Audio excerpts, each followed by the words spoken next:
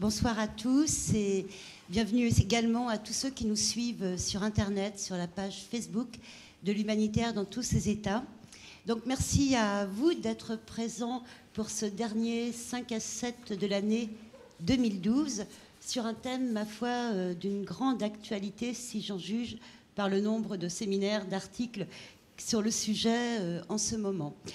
Mes remerciements vont bien entendu au CAP qui nous accueille traditionnellement et tout particulièrement à Eleonora qui remplace au pied levé Elena Cassac qui est déjà partie en congé.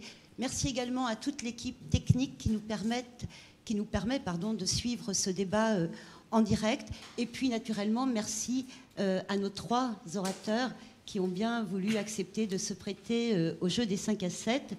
Et évidemment, merci de nouveau à Christian Troubé, notre fidèle animateur, et qui, presque je décalerais les 5 à 7 pour lui. Christian, c'est à toi pour ce débat sur la cyberguerre, défi ou pas du futur pour l'humanitaire. Merci Ghislaine et bonsoir à tous. Donc bienvenue pour ce nouveau 5 à 7 du CSR, le dernier de l'année, avant le prochain qui aura lieu en mars de 2013.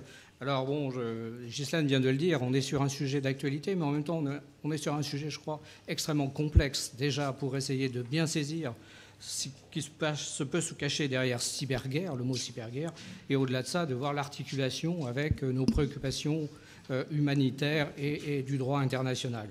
Alors nous avons la chance d'avoir 3 experts réputés, renommés sur ces questions-là, qui vont nous aider à y voir plus clair. Je commencerai par vous, colonel Nathalie Durin. Donc, vous êtes chef du bureau du droit des conflits armés à la direction des affaires juridiques du ministère de la Défense. Voilà, donc vous êtes au cœur de ces questions, bien sûr. Vous êtes aussi, vous avez fait beaucoup de terrain, puisque vous avez été conseiller juridique sur nombre d'OPEX, nombre d'opérations extérieures, et notamment dans le cadre de l'OTAN. Vous nous en direz un peu plus tout à l'heure. Nous avons aussi donc votre voisin Nicolas Arpagian, qui est connu à travers ses ouvrages, notamment un ouvrage qui a quasiment un peu le même titre, sur la cyberguerre, la guerre numérique a commencé. D'autres disent que non, mais vous dites que oui, la cyberguerre a commencé. Voilà. Vous êtes en fait directeur scientifique du cycle sécurité numérique à l'Institut national des hautes études de la sécurité et de la justice. Vous intervenez aussi auprès d'autres instituts de recherche ou d'instituts de la police aussi, je crois, de sécurité. Voilà. Et vous êtes auteur, je l'ai dit, de nombreux ouvrages. Et puis, à ma droite, donc Yves Sandoz. Donc, vous avez été longtemps directeur du droit international et de la doctrine au CICR, voilà, 18 ans, si j'ai bien compté. Et puis, vous êtes aussi maintenant plutôt enseignant-chercheur, au sens large. C'est-à-dire que vous êtes à la fois, effectivement, vous avez été un promoteur un peu de l'enseignement de ce droit international humanitaire, et à travers des filières universitaires, à travers des instituts de recherche, et vous êtes aussi membre de quelques instituts de droit humain qui comptent à Genève et ailleurs. Voilà. Et donc, votre regard du CICR sera évidemment intéressant, et comme à chaque fois, puisque c'est les 5 à 7 du CICR, voilà, on aura effectivement le point de vue du CICR sur ces questions-là. Alors, notre habitude, vous la connaissez, c'est évidemment d'intervenir en tant qu'expert, mais aussi de rebondir sur le public qui est nombreux avec nous ce soir. Et puis, bien sûr, vous nous suivez aussi sur Internet. Voilà, donc régulièrement, nous échangerons aussi avec la salle, puisqu'il est intéressant de voir comment l'humanitaire prend en compte, se saisit de ces questions-là. L'habitude aussi, c'est une première question, en fait, qui est généralement liée au titre, d'ailleurs, de la conférence, sur lequel je vous demande de réagir très brièvement, puisqu'on n'a pas encore ouvert les hostilités, entre guillemets, pour même comprendre de quoi on parle, mais disons en quelques mots déjà, voilà, cyberguerre, défi du futur pour l'humanitaire, point d'interrogation, en 3-4 phrases, votre sentiment. Je commencerai peut-être par vous, Nicolas Arpagian.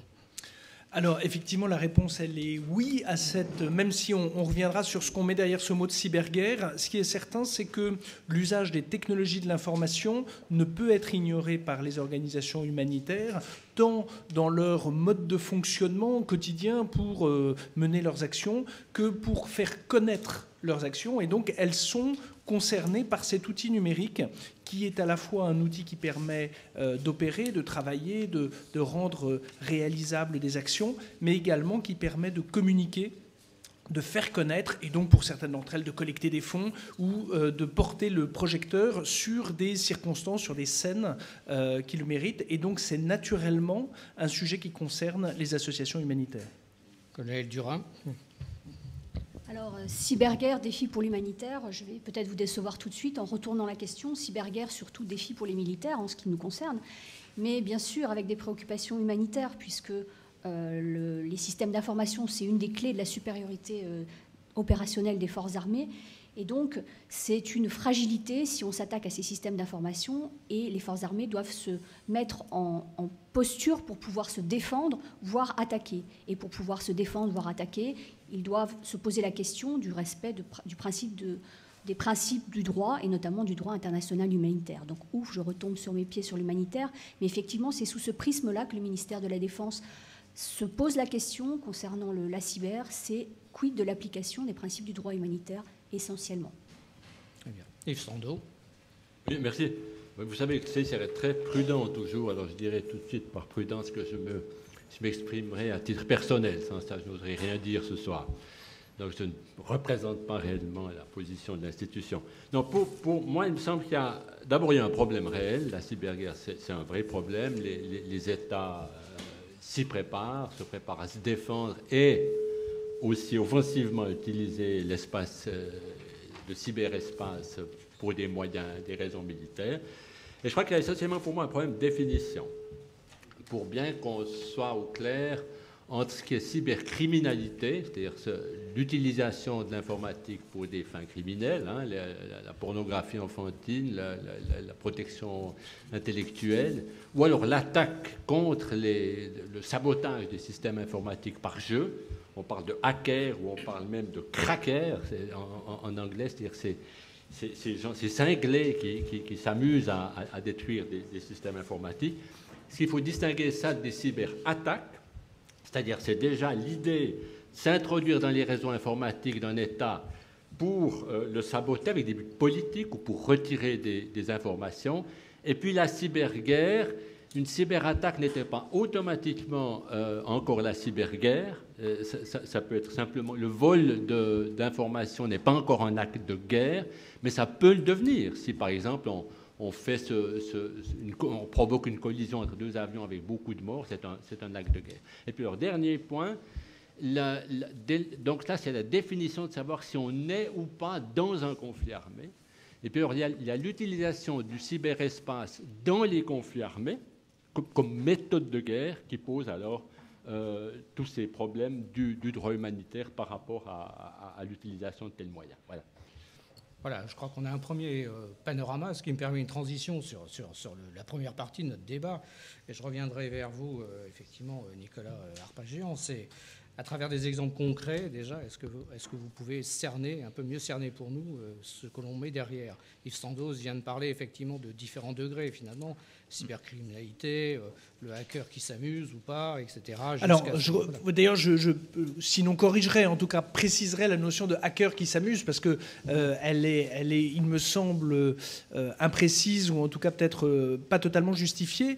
Ce qu'il va falloir déjà distinguer, c'est effectivement, pour éviter des polémiques, ou en tout cas des discussions juridiques ou trop techniques, mais l'idée est de se dire que, évidemment, le terme de guerre correspond à quelque chose que nous connaissons, avec un engagement de personnel sur un théâtre d'opération, avec une déclaration de guerre, une déclaration de paix, enfin, toute une séquence qui est connue, hélas, de longue date, depuis que l'homme fait la guerre maintenant, et hélas, de manière organisée. C'est pour ça qu'un terme que l'on peut peut-être plus favorablement utiliser serait celui de cyberguérilla. Guérilla, pourquoi?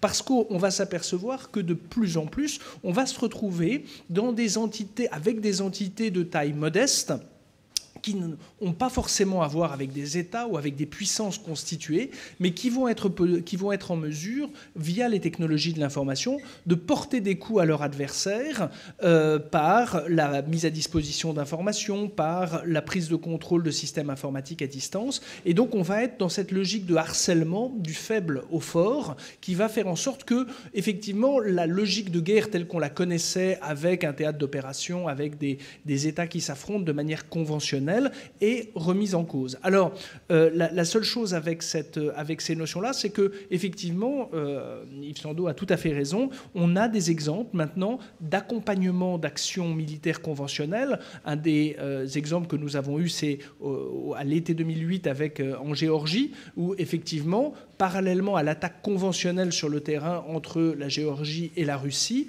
des attaques informatiques sont venues, en quelque sorte, compléter, accentuer les attaques militaires classiques. Et donc, qu'est-ce qui s'est passé globalement? C'était de déstabiliser les systèmes informatiques de la Géorgie, notamment des sites Internet gouvernementaux. La seule chose qui est un impact relatif, c'est que la Géorgie n'était pas et n'est pas un État hautement numérisé, et donc l'impact flagrant était peut-être limité, et en plus la supériorité de l'armée russe faisait qu'effectivement il y avait de toute façon un décalage. Par contre, ce qui est certain, c'est qu'en l'espèce, l'aviation géorgienne a été techniquement clouée au sol, et donc il n'y a pas eu de combat aérien, mais qu'il y a eu cette décision visiblement de faire en sorte qu'elle soit inopérante. Alors là, on va s'apercevoir que ça, en empêchant, on crée non seulement un avantage stratégique, parce qu'on est physiquement, on prive un pays de son aviation, mais également c'est un gain politique, parce que c'est un message qu'on envoie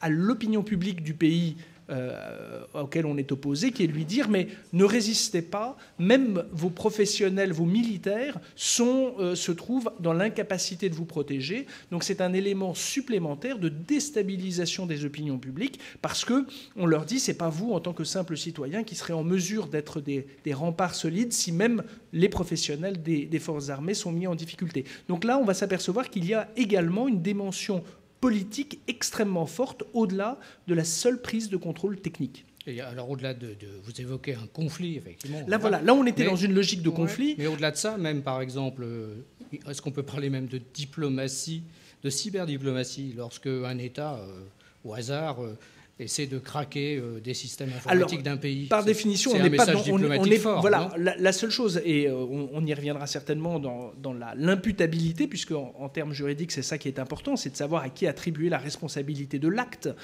pour éventuellement aller chercher des réparations ou en tout cas des possibles sanctions. Il est évident que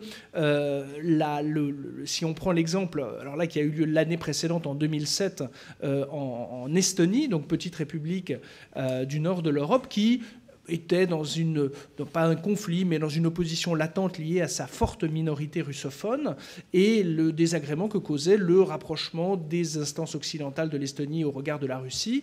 Et effectivement, ce fameux transfert de statut, une statue qui célébrait, entre guillemets, la libération de l'Estonie par l'armée rouge, notion de libération qui semblait être contestée par les Estoniens eux-mêmes, puisque ça s'est traduit par une occupation après du territoire estonien. Et le gouvernement de Tallinn avait décidé de déplacer cette statue du centre de Tallinn vers un cimetière militaire qui est en périphérie de la ville. Et il semblerait que cette décision politique, et en tout cas a priori légitime de la part d'un gouvernement souverain qui décide de déplacer une statue sur son territoire, a suscité des tensions, des reproches de la part d'une partie de la population russe.